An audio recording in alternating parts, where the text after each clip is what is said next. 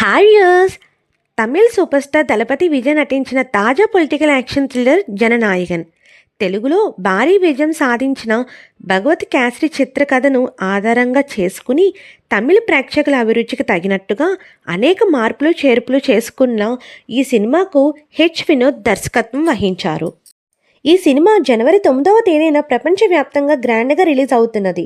అయితే ఈ సినిమాలోని సన్నివేశాలపై అభ్యంతరాలు వ్యక్తమవ్వడం తీవ్రమైన వివాదానికి దారితీసింది.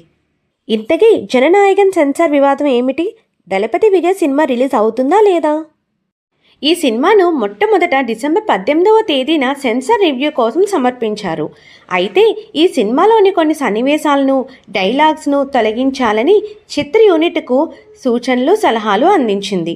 తమ సూచనలు పాటించి వాటిని తొలగించి మార్పులు చేర్పులు చేస్తే యూఏ 16+ సర్టిఫికేట్ జారీ చేస్తామని చెప్పింది. ఆ మేరకు చిత్ర యూనిట్ మార్పులు చేసి వారికి మళ్ళీ కాపీని డిసెంబర్ 24వ తేదీన సమర్పించింది. సినిమా రిలీజ్ డేట్ దగ్గర పడటంతో చిత్ర యూనిట్ మరియు నిర్మాత మద్రాస్ హైకోర్టును ఆశ్రయించారు.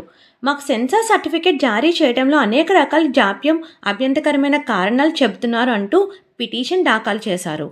ఈ మూవీ సంక్రాంతి కానుకగా జనవరి 9న తమిళం, హిందీ, తెలుగు భాషల్లో ప్రపంచవ్యాప్తంగా థియేటర్లో విడుదల కానుందో లేదో అన్నది చూడాలి. I am Deepika Raju. Thank you so much.